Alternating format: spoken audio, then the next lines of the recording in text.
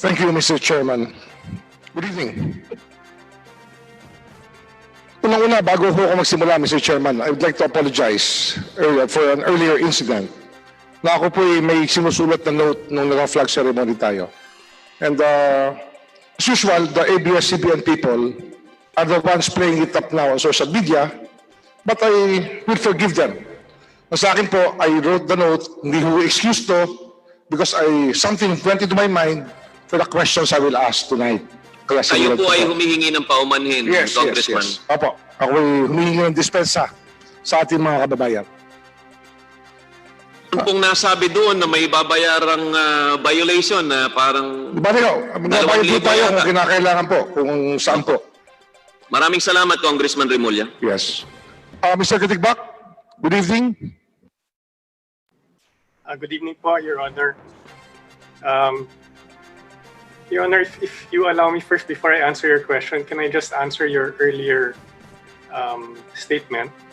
I got a message from all our cameramen insisting that none of them were responsible for taking the video you referred to earlier. And I also checked with our news team, and they have all said that we have not run that video on any of our platforms po. Okay, I apologize. Just to assure you po. Gusto ko sagutin mo yung Amkara. Okay. Please answer the Amkara question. Okay po. We decided to divest ourselves from Amkara, Mr. Chair, because we didn't feel there was any value to owning the 49%. The relationship between ABS CBN and Amkara was a block time relationship, and as a block timer, there's no point in having a 49% stake in the company you're block timing from. So you're sticking to your story na 49% lang talaga ang inyong ownership ng Amkara? It has always been 49%, Mr. Chair. Until now? No more. We sold it already in January 2019, if I remember correctly. Itong Amkara was holding office in ABS-CBN compound for 20 years, am I correct? I don't have that information, Mr. Chair, but I think yes. And the officers of Amkara now are your lawyers, di ba? I'm not aware who the officers of Amkara are today, Mr. Chair. Well, they come from Santos, Parungaw, Aquino, and Santos Law Office. Dalawang nakalagay doon na abogado ng ABS-CBN, ang naging officer ng Amkara. Kaya ako may duda pa rin kung talaga nag-divest kayo sa Amkara. We have divested po, Mr. Chair. Pero you considered Amkara your subsidiary even with 49% stake? I'm not sure what the correct term is. I know they're an affiliate company at the time that we had the 49% stake po. Congressman Boying? Yes. Yes, just for information, the Amkara submitted, ABS-CBN submitted the block time agreement. The agreement was only for this year, 2020. 2020 lang. Ano yung, dati ba block time na kayo sa Amkara? Mr. Chair, there are block time agreements for the prior years. They can be submitted to the committee. How much were you paying Amkara for your block time? I don't have the exact number, Mr. Chair. It should be there on the block time agreement that was submitted to... As I recall, Channel 23, Amkara, lahat ng programming nyo, ABS-CBN. So basically, you use the whole Amkara setup for 24 years. Until now, kayo pa rin ang gumagamit. Until now, I know the block time agreement covers 20 or 21 hours a day po. 21 hours a day for the past 25 years. I'm only referring to the recent years po, Mr. Chair, the ones that I've seen. No? Ako, alam ko yung mga block time, alam ko sa block time, parang Itbulaga, 2 oras, 3 oras, araw-araw, Lunes hanggang Biyernes, tapos yun na. Pero yung 25-year block time arrangement na 21 hours a day, hindi ba usufruct yun? A block time agreement, Mr. Chair, is a purchase of airtime. Kaya nga, purchase of airtime, but ang ginawa nyo sa Amkara, kayo ang may hawak na lahat ng saleable airtime ng Amkara. The majority of the saleable airtime, yes, Mr. Chair. You're right. Yung majority, what do you mean by majority? At the block time agreement covers po 21 hours a day. From what time to what time yon, Mr. Katigbak? I'm not familiar with the operational. Tanungin nyo nga, let's have a break muna. Tanungin nyo, alamin natin kung magkano inyong, kung anong oras hanggang anong oras sa inyong block time agreement with Amkara. Okay po. Sige po, let me find out. Suspension, Mr. Speaker. Mr. Chairman. Hearing suspended.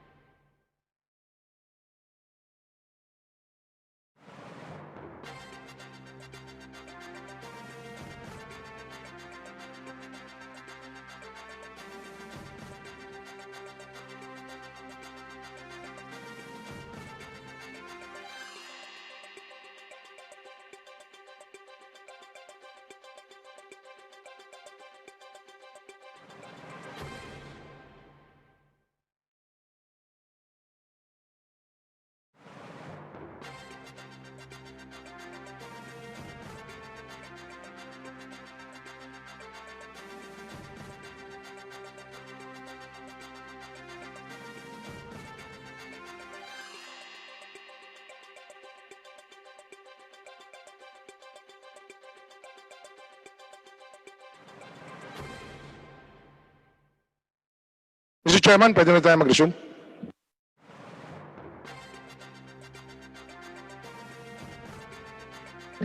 Hearing resumed. Congressman Remulla. Thank you, Mr. Chairman. Meron ho ako ritong hawak na block time agreement na pinirmahan ni Aldrin Serrado at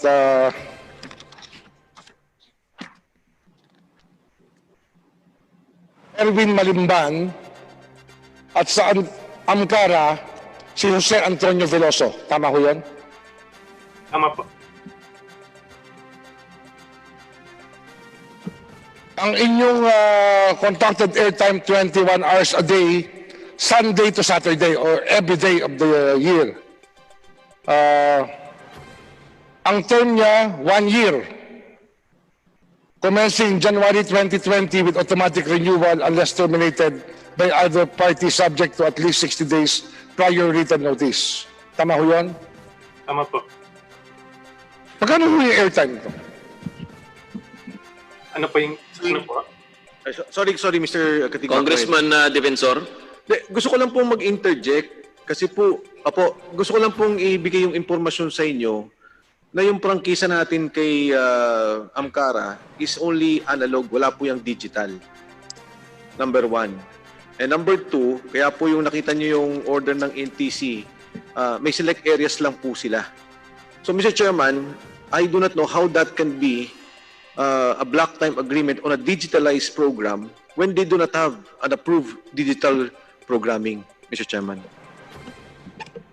Mr. Chair, Digital programming ang Amkara, Mr. Katigbak. Mr. Chair, Amkara has a provisional authority granted by the NTC allowing it to use Channel 43 po for a digital broadcast. And I think we have, if I'm not mistaken, we have submitted already the provisional authority of Channel 43 to the committee. And if not, then I can direct our people to submit it. Yes, Mr. Katigbak, with your indulgence, Mr. Chairman, sila po pwedeng pumasok sa digital. Pero hindi po yung papasok sa TV Plus. Kasi po yung TV Plus is getting the frequency of ABS CBN. So pumapasok si Angkara as digital doon. Pero siya mismo, wala namang Angkara box eh. So I do not know what the purpose of this contract would be. Ito ba yung inyong ito ba yung inyong backup plan para kung kayo ho ay hindi makakuha ng prangkisa ay makaka-ere pa rin kayo? Ito Amkara po ang inyong ginamit na backup plan. It was just another way to reach more areas po. We used Amkara so we could reach more areas on TV Plus. Gano'ng karami ba ho ang transmitter na Amkara? Yan ang hindi ko po alam, Mr. Chair. I'm sorry, we're not prepared with the Amkara questions. For 24 years.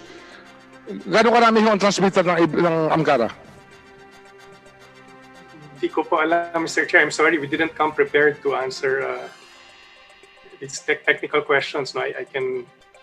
Kasi ito, para sa kaalaman ng lahat, kumakalat po ngayon yung propaganda ng ABS-CBN na ang Angkara ay black timer daw sila sa Angkara at ang black time agreement daw ang kanilang ginagamit para makapag-broadcast sila sa TV Plus. Hindi ba tama ho yun, Mr. Katigbak? Yun po lumalabas sa balita. Yung broadcaster po is Angkara kasi sila po yung may-ari ng frequency. We're just buying the airtime po from them. Ano ho ang mga programs ng pinapatakbo ng Angkara on its own? Wala po.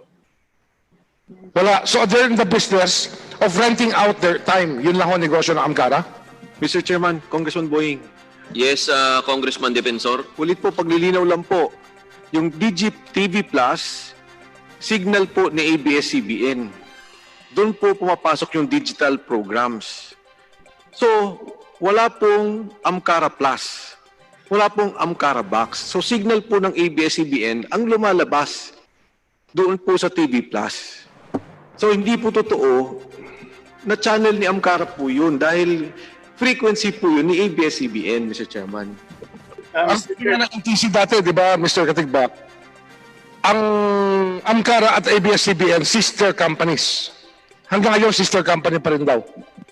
hindi po. It's, we are not, we have sold Amkara, the 49% stake in Amkara last January 2019. Yung pumirma ho ng kontrata nyo, kapatid ho ng former congressman Abogado ito from Ateneo Law 1986. Ito po kabatch ko dati sa Ateneo si Atty. Veloso.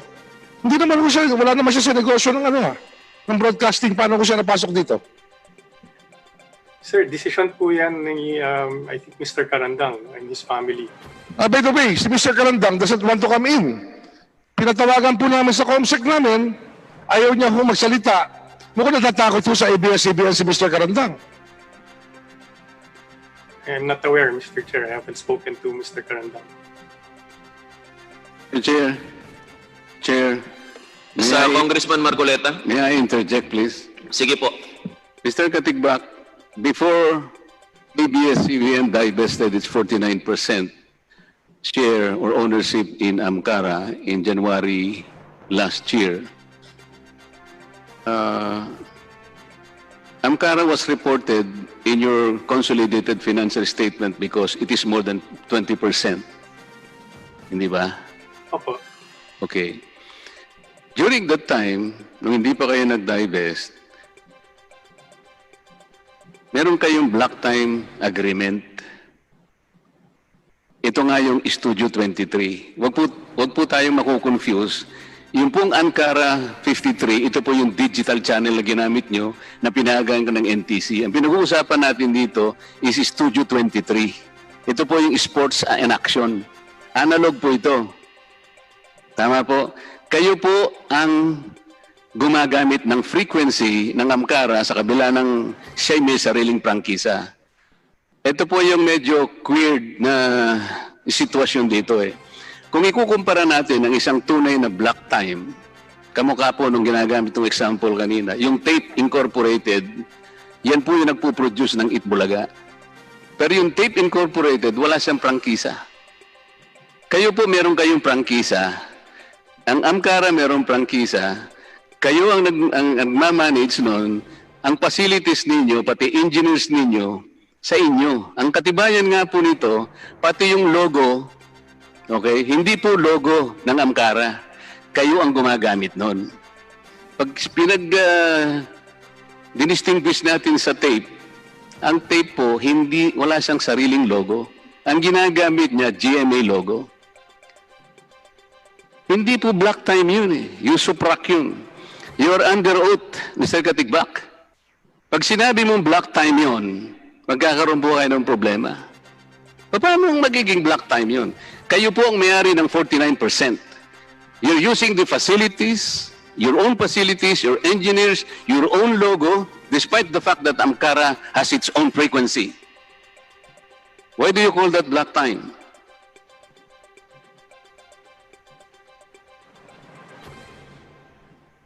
You may now answer, if you want to. As far as I understand, Mr. Chair, it's a block time because it is a purchase of the airtime for the use of ABS CBN. Okay, ganito na lang. It's not, we're not the only company po that has done this. But Amkara exclusive po kayo. Amkara exclusively ABS-CBN ang may control ng oras. Yung 21 hours a day, any hour that you choose. Tama ho yun? 21 hours a day po. I think the hours we use are 6 a.m. I think to about 12 midnight po. Wala nga nakalagay sa block time agreement kung anong oras eh. Nasa 21 hours a day. Tama. Yes po. Pero in actual practice, I think the actual operation was 6 a.m. to 12 midnight. I've been informed po. Congressman Remulla, papaalala ko lang po na may natitira ka na lang na 2 minuto. Pwede ka na pong magsimulang magtapos ng iyong pagtatanong. Salamat po.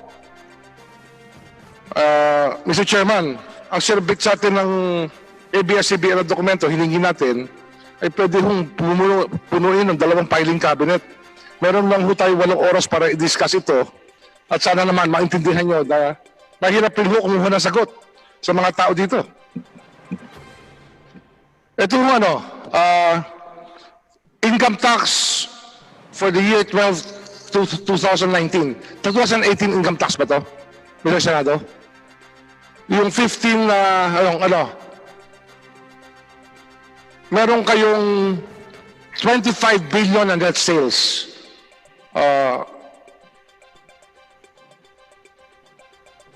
Tama ho yun? 2019 income tax return? O year ending 2019? Hindi ko kasi naintindihan itong schedule nyo rito eh.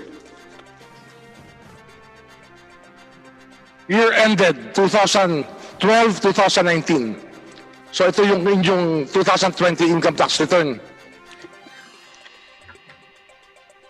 Meron ho kayo ritong ang lumalabas po, pagdating sa net tax payable, meron ho kayong overpayment sinasabi na 669,782 pesos. Tama ho yun? Tama po, Your Honor. Ngayon dito ho, total tax credits, 1,635,242 pesos. Tama ho yan? Tama po yan, Your Honor. Ano ho yung mga tax credit niyan? Ito po yung withholding taxes po. Ito po yung creditable withholding tax na binabawas na po ng mga customers namin. So ito po yung safeguard po ng BIR to ensure that all corporations, big corporations will pay taxes. So halimbawa po, si Mr. Tan po is an advertiser, nag-place po siya sa akin ng 100,000. Si Mr. Tan po, pag nagbigay sa akin ng bayad, net po of 2% withholding tax. So i-remit niya po yon sa BIR as advance payment po ng ABS-CBN for income taxes. So yan po yung accumulated creditable withholding tax from all our customers na ibinayad po ng sa BIR. Ano ho mga kumpanyang hinahire ng ABS-CBN? SGV, kayo ho ang auditor, sila ho ang auditor nyo, kasama ho sila, di ba? Nandito sa financial statement na foundation. Yes, Your Honor. Punong Bayan, sa inyo rin ba ang Punong Bayan? O Orolyo? We hired them also for some services. Sino pa ho mga auditor nyo? Sino pa ho? Si Mr. Carag ho, gumagawa rin. Mr. Carag, kayo rin ho, kasama kayo sa Mag-audit din po kayo. No, you're an external counsel. Counsel kayo. Sino ho yung mga audit firms pa? Sir, the auditors po of ABS CBN Corporation is SGVN Company. Ilan mo ang abogado ng ABS CBN?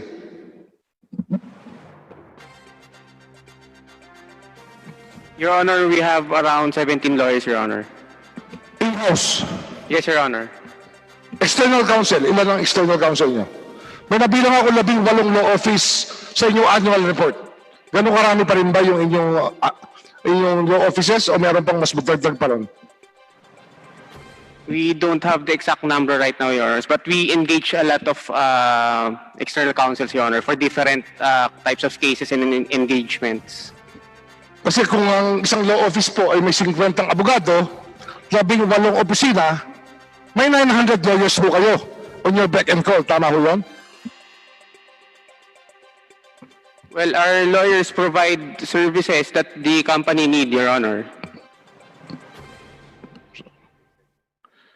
Mr. Chair, may I get the 15 seconds left for Congressman Remulla? Yes, Congressman Marcoleta, kung papayagan po kayo ni Congressman Remulla. Anything from my esteemed colleague, Congressman Marcoleta. Thank you. Last question to Mr. Carlo Caparas. Kung totoo pong talagang pinatitibayan nyo na mayroong black time agreement, hindi po ba, I'm sorry, Mr. Carlo Katigbak, I'm very sorry. Hindi po ba totoo na ang rights po ng Amcara ay nilipat na po sa Multimedia and Productions Company as of March 12, 2019 per NTC case number 2019-041? Paano po magkakaroon ng black time? Nilipat na po ang kanyang rights sa Asian Multimedia and Production Company March 12, 2019. So paano po yan? Papag-aari din po ninyo yun, tama po ba? Palipat-lipat po tayo, kaya mula po nung kauna-unang araw na tayo nagkakaharap dito, pinaiikot-ikutan po ninyo kami. Alam po namin lahat ito, Mr. Katigbak. Kaya kung minsan po, tanagin yung sinasabi, kung meron po kaming pagkakamali, patawarin na lang po. Paano po kami magkakaroon ng initiative na magpatawad naman? Hanggang ngayon, puro lang po kayo pagtatakip. Sasabihin nyo, merong black time. Ito po, NTC case number 2019-041. As of March 12, 2019, nilipat na po sa Asian Multimedia and Production Company. Paano po magkakaroon ng black time, Mr. Katigbak? Sa pagkakaalam ko po, hindi pa in-approve ang transfer po ng NTC, Mr. Chair. Baka yung, maybe the NTC can answer with certainty, but as far as I know, that application for a transfer was never approved. Padadala ko po sa inyo yung mga records, Mr. Katigbak, para matapos lang tayo. Na-transfer na po talaga, March 12, 2019. Mr. Chair, salamat po. Maraming salamat, Congressman Marcoleta. Mr. Chairman, I'd like to Yes, inquire from Congressman our Remulla. Committee Secretary Porcia Silang about the remarks of Mr. Karandang when they were invited to come over to testify today. Pwede ba we put that on the record? Comsec. Not necessarily Mr. Kandang, Mr. Chair, but the Amcara Corporation. Amcara Corporation, Mr. Parungaw, Mr. Veloso, and Mr. Karandang. Comsec. We tried sana, sir, to put an officer of Amcara to clarify things. But because we have not sent official invitation to them, medyo nag-refuse po at medyo galing kasi sila sa exercise at hindi daw siya presentable. So, nag-excuse lang po muna siya. Pero if required po siya at pwede pa siyang mag-expound, he can attend via Zoom kung pwede, kung bukas, kung kaya pa. Pwede na bukas, pwede. Mr. Chair, Basta po may official invitation. Yes, Congressman Defensor. based on the request of the Honorable Remulla, may I request the Chair, Mr. Chairman, just to prepare as a pina duces tecum, ad testificandum to any of the representative of Mukara. So to make it official, Mr. Chair, mayroon yung invite isabpina na natin. And alongside that, Mr. Chairman, because DBP told us that they cannot send the documents without the court request. So I subpoena duces tecum to DBP. Sasabay ko na po. So ad testificandum to Amkara and duces tecum to DBP, Mr. Chairman. Sa Ankara, Mr. Chairman, ang request ko sana si Attorney Parungaw, Anthony Parungaw, si Attorney Veloso, yung pumirma ng kontrata, Attorney Veloso, and Mr. Karandang, para ho magkaalaman tayo. Mr. Chair, just a, Yes, Congressman Sarate. just a clarification, Mr. Chair. For what purpose is the invitation? I understand na yung pinag-uusapan ngayon is about taxes already. No? Natapos na natin yung usapin ng TV Plus, KBO, etc. At yung paggamit ng Channel 43. No? So if the purpose is in line with what we are discussing now, so may we be clarified on that? Mr. Chairman. Yes, Congressman Remulla. Mr. Chairman, ang Amkara po ang ginagawang lifeline ngayon ng ABS CBN na claim nila sila ay black timer and they are suspected to be lying under oath to this committee. Yan po ang impression natin sapagkat napakatamis po ng terms ng kanilang black time agreement na hindi ko basta-basta nangyayari. And this is a violation of the franchise of Amkara that we're talking about. And it is an affront to Congress that ABS-CBN did not even seek Congress's permission, the House's permission, or even the Senate's permission to utilize Amkara as a usufruct. Kasi yun po ang ating impression. Is that satisfactory, Atty. Sarate? At to the Honorable Sarate, kasi po naalala nyo, nag-personal and collective privilege po ako. Pagkatapos po, sabi nila, sabi ng NTC, hihinto na ho. Ngayon po, sinasabi ho, lalabas pa rin at tuloy-tuloy pa rin. Kaya po medyo nagkaroon pa ng kaunting komplikasyon. So, para lang humaklaro na yung issue, Mr. Chairman, parang yun na lang po yung request natin. Not anymore doon sa discussion ng issue, but doon na po sa question of personal collective privilege, Honorable Sarate. Thank you, Mr. Chair.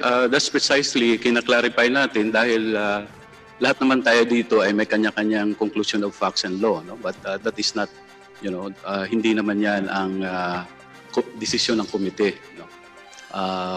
Meron tayong kanya-kanyang interpretasyon sa dokumento, sa kontrata. No? Kaya kina-clarify natin yan dahil nga, for example, even as we speak now, yung cease and desist order na inimplementa ng NTC is already implemented. No? Served and implemented. And in fact, parang wala na sa ere yung SkyDirect and even the TV Plus. No? So, gusto nating linawin yan. Dahil pagka hindi ho natin nailinaw yan, meron ho tayong itinakda ng mga agenda. No? Ay hanggang kailan ho tayo matatapos dito? Mr. Chairman, can we Congressman extend Sarate, our Congressman time? Remulla, Can we extend suspended